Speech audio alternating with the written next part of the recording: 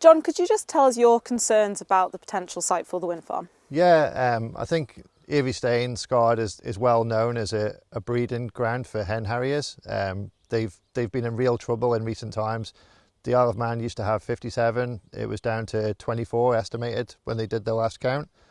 If you look back to the UK and England in 2017, they said there was only 4 breeding pairs left in England. So it's a bird that we should really, really protect, and one that's found in quite a good abundance in the area. So obviously I'm not allowed to divulge exactly where the nests are, but the government do know how many nests are there, as do Manx BirdLife, so they should be very, very well protected. And what are the concerns if it does go ahead? What do you think might happen to those birds? Well, mostly a loss of habitat. They've been so successful because of what is there. Obviously there's a lot of heath, there's a lot of smaller birds that are their prey items, and there's other birds as well that are on the watch list.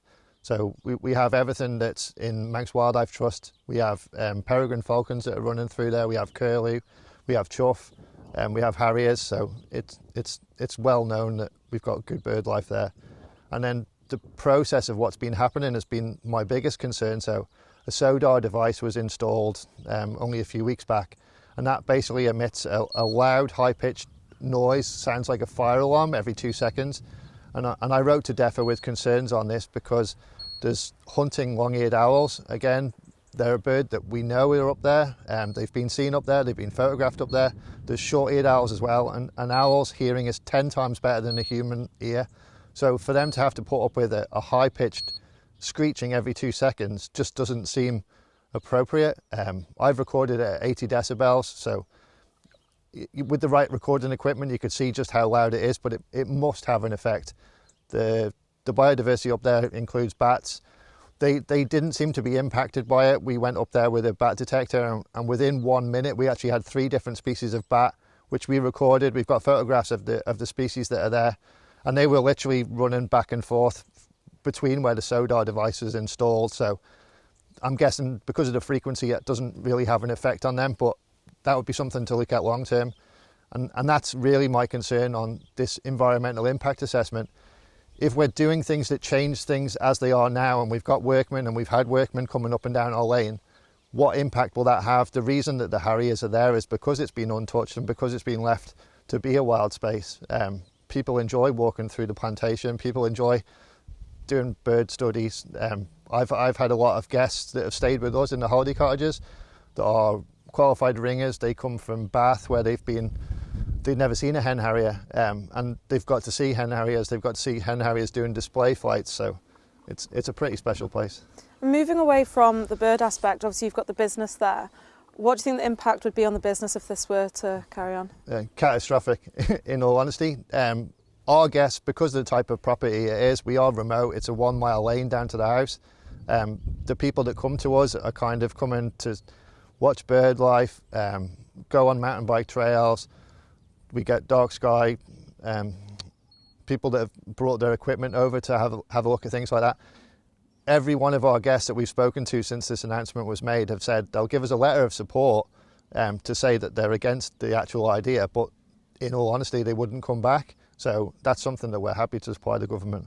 Since this has all come to light, have you had any contact with the government or any of the departments? Yeah, so we had contact directly from the MUA. They contacted us on a Friday afternoon. It was 2:10 to say they wanted to install a listening device in the garden of the holiday cottages.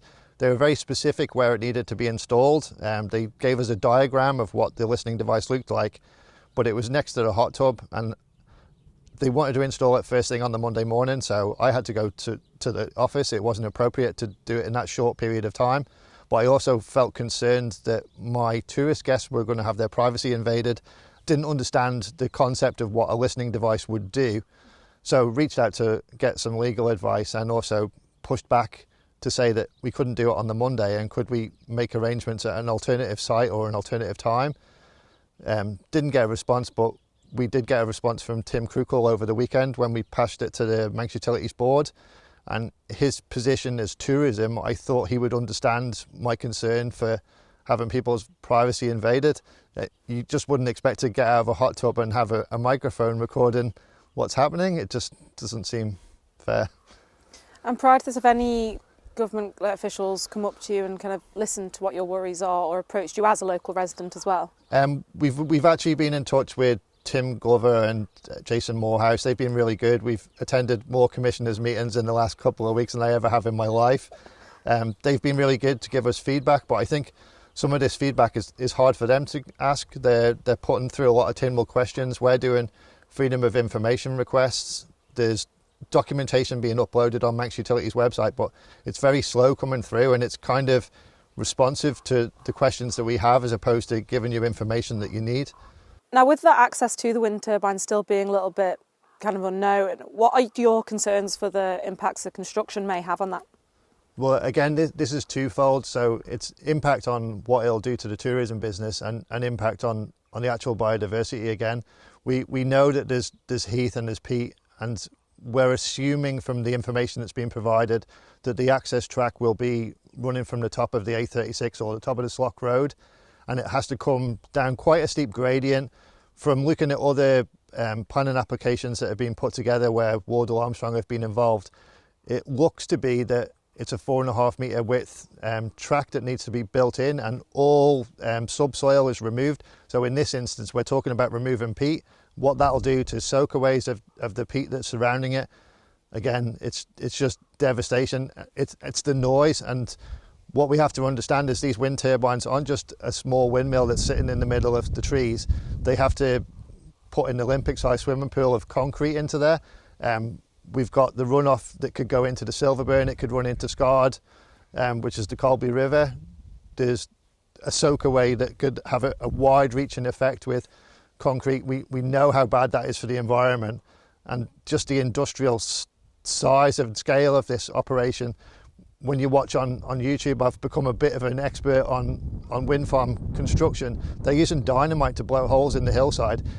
Again, what effect will that have on wildlife? We talk about net biodiversity gain, which is a joke word in this world, because that the youngest part of Earystane has taken 60 years. That was built a long time ago. The plantation failed, and for that reason, it's created an ecosystem where native trees have sprung up. We've got the heathers, we've got the heath in there. If we try to build that somewhere else, we can't guarantee that we'll be able to recreate it. That was a time capsule where conditions were appropriate for it at that time. It might not happen again. And aside from that, who tells the wildlife that they need to go and find their new home? They just have to wait 60 years to go to it. You're not going to get the hen harriers move on. The lizards that are up there, I would happily take people up there to show them the biodiversity that's there. What are they going to do with them? Are they just going to herd them up and relocate them? That's a 72 hectare site, so it's a big amount of devastation that's going to happen.